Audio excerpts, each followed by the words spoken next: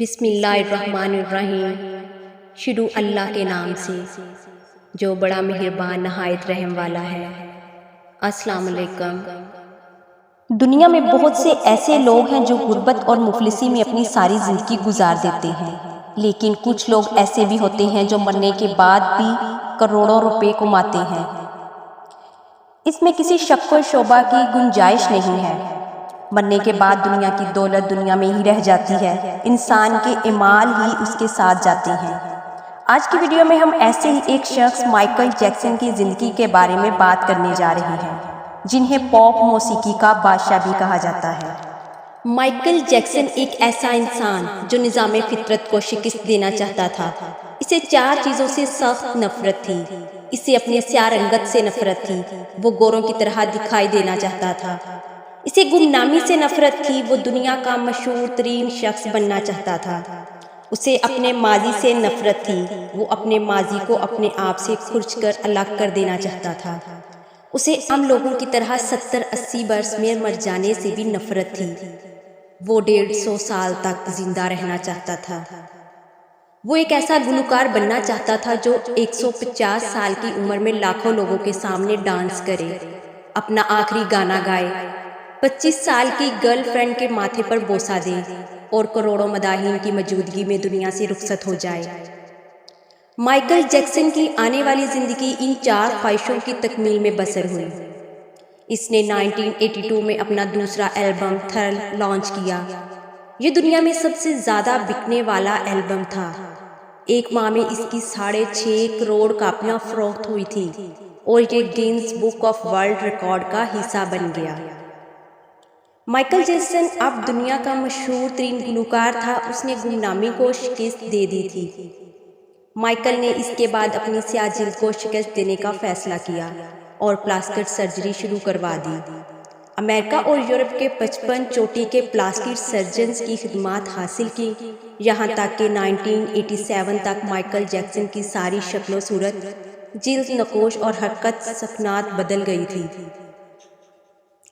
سیاہ فام Michael Jackson کی جگہ گورا چٹا اور نسوانی نقوش کا مالک ایک خوبصورت مائیکل جیکسن دنیا کے سامنے آ گیا، جو اس نے اپنی سیاہ رنگت کو بھی شکست دے دی۔ اس کے بعد ماضی کی باری آئی۔ مائیکل جیکسن نے اپنے ماضی سے بھاگنا شروع کر دیا۔ اس نے اپنے خاندان سے قطع تعلق کر لیا، اس نے اپنے ایڈریس تبدیل کر لیے، اس نے کرائے پر برے ماں باپ حاصل کر لیے اور تمام پرانے دوستوں سے بھی جان چھڑا لی۔ ان تمام اقدامات کے دوران جہاں وہ اکیلا ہوتا چلا گیا، وہاں وہ مصنوعی زندگی کے گرداب میں پھنس گیا۔ اس نے خود کو مشہور کرنے کے لیے ایلوس پریسلی کی بیٹی لیزا میری پریسلی سے شادی کر لی۔ اس نے یورپ میں اپنے بڑے بڑے مجسمے بھی لگوا دیے اور اس نے مصنوعی طریقے تولید کے ذریعے ایک نرس ڈیبی روس سے اپنا پہلا بیٹا پرنس مائیکل بھی پیدا کرا لیا۔ ڈیبی رو کے بطن سے اس کی بیٹی پیرس مائیکل بھی پیدا ہوئی۔ اس کی یہ کوشش بھی کامیاب ہو گئی۔ اس نے بڑی حد تک اپنے ماضی سے بھی جان چھڑا لی، لہٰذا اب اس کی آخری خواہش کی باری تھی۔ وہ 150 سال تک زندہ رہنا چاہتا تھا۔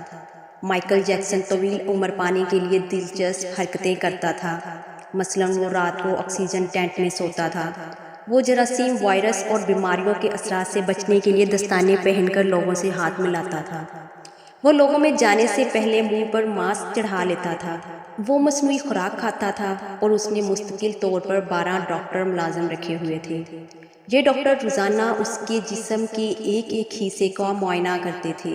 اس کی خوراک کا روزانہ لیبارٹری ٹیسٹ بھی ہوتا تھا اور اس کا اسٹاف اسے روزانہ ورزش بھی کراتا تھا۔ اس نے اپنے لیے پالتو پھیپھڑوں، گردوں، آنکھوں، دل اور جگر کا بندوبست بھی کر رکھا تھا۔ یہ وہ ڈونر تھے جن کے تمام اخراجات مائیکل اٹھا رہا تھا اور ان ڈونرز نے بوقت ضرورت اپنے اعضاء سے عطیہ کر دینا تھے۔ چنانچہ اسے یقین تھا وہ 150 سال تک زندہ ضرور رہے گا، لیکن پھر 25 جون کی رات آئی، اسے سانس لینے میں دشواری پیش آئی۔ اس کے ڈاکٹر نے ملک بھر کے سینئر ڈاکٹر کو اس کی رہائش گاہ پر جمع کر لیا۔ یہ ڈاکٹر اسے موت سے بچانے کے لیے کوشش کرتے رہے لیکن ناکام ہوئے تو ہسپتال لے گئے، جس نے 150 سال کی منصوبہ بندی کر رکھی تھی، جو ننگے پاؤں زمین پر نہیں چلتا تھا، جو کسی سے ہاتھ ملانے سے پہلے دستانے چڑھا لیتا تھا، جس کے گھر میں روزانہ جراثیم کش ادویات چھڑکی جاتی تھی اور جس نے 25 برس تک کوئی ایسی چیز نہیں کھائی تھی جس سے ڈاکٹروں نے اسے منع کیا ہو۔